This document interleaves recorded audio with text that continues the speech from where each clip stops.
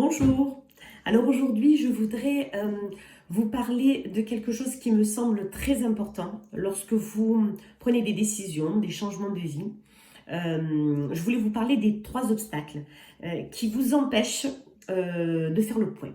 Voilà, dans les différentes vidéos, dans les accompagnements que je fais, je vous parle de ce fameux point, cette connaissance que vous devez avoir de vous et de vos projets avant de vous lancer. Eh bien, malheureusement, il y a 3 obstacles que vous rencontrez. Je vais aujourd'hui vous en parler de façon à pouvoir les dépasser, les surmonter. Voilà, je suis Muriel de Soul School, je suis guide de vie et je vous accompagne pour prendre des décisions, pour effectuer des changements dans votre vie, pour repartir à zéro. Alors, je reviens sur ces obstacles. Le premier obstacle que vous rencontrez, c'est le flou, le brouillard. Vous ne savez pas vraiment, en fait, ce que vous voulez. Vous voulez changer quelque chose, vous savez peut-être ce que vous voulez changer, mais vous ne savez pas vraiment si vous voulez le changer, comment vous voulez le changer, parce que votre copine d'enfance vous a parlé d'un truc et votre mari, lui, n'est pas trop d'accord, mais vos parents, eux, vous ont appris certaines choses et puis la société, en ce moment, ça va pas trop. Bref, c'est le flou artistique, le flou total. Vous ne savez pas ce que vous voulez vraiment. Vous ne vous connaissez pas suffisamment pour savoir ce que vous voulez. Il y a toujours des choses qui viennent vous parasiter. Votre éducation, la société, votre meilleure copine, le regard des autres, votre crédit. Il y a des tas de choses qui font que vous ne savez pas. Vous ne savez plus, c'est le flou, c'est le brouillard. Ça, c'est le premier obstacle. Donc, avant toute chose, faire le point et sortir de ce brouillard. Qu'est-ce que je veux vraiment? Où est-ce que je veux aller? Ça, c'est la première chose. La deuxième chose, c'est vous faites du surplace. C'est-à-dire que vous voulez, vous savez que vous voulez changer certaines choses et vous vous agitez. Vous vous activez parce qu'on vous a dit oui, allez, il faut faire. Alors vous vous agitez, vous faites ci, vous envoyez un mail, vous écrivez une lettre, vous réfléchissez à ci, puis vous faites, et vous vous épuisez parce qu'en plus, vous n'avancez pas. Vous n'avancez pas, pourquoi? Parce que vous n'avez pas établi de stratégie. Il ne s'agit pas de s'agiter dans tous les sens pour agir. Non, il faut prendre du recul sur les choses.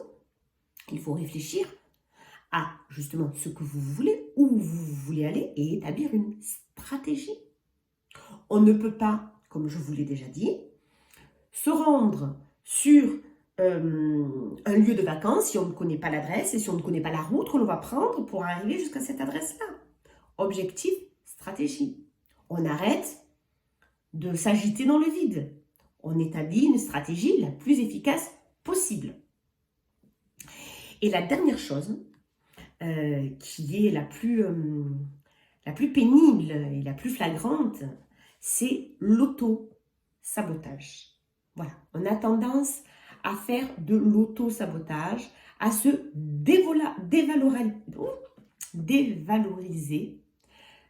par rapport aux autres. Quand on n'arrive pas à faire quelque chose, on regarde ce que font les autres, qui font forcément mieux que nous, hein, bien sûr, toujours, les autres font toujours mieux que nous.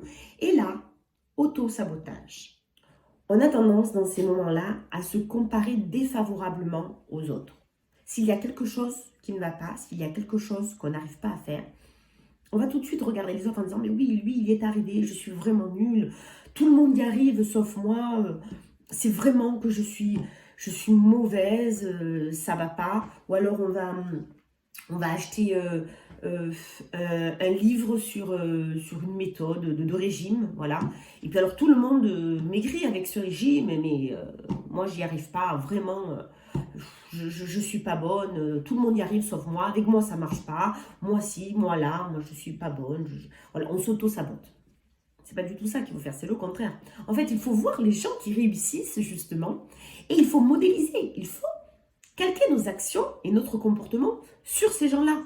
Plutôt que de se dévaloriser en disant voilà, lui il y arrive et moi j'y arrive pas, je suis vraiment nulle. Lui il y arrive, et bien moi je vais faire comme lui et je vais y arriver aussi. On modélise, on prend exemple sur les gens qui réussissent plutôt que se dévaloriser défavorablement, s'auto-saboter. Voilà donc les obstacles qui vous empêchent d'opérer vos changements de vie en toute sérénité et efficacité. Voilà les obstacles qui vous empêchent d'y voir clair, d'avoir confiance en vous, de vous lancer dans la bataille avec, avec la certitude que vous allez réussir.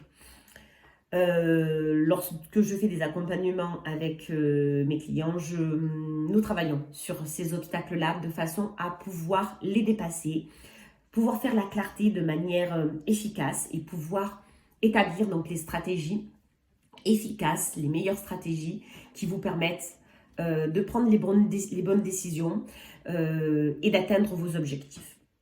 Je vous dis à bientôt pour une prochaine vidéo.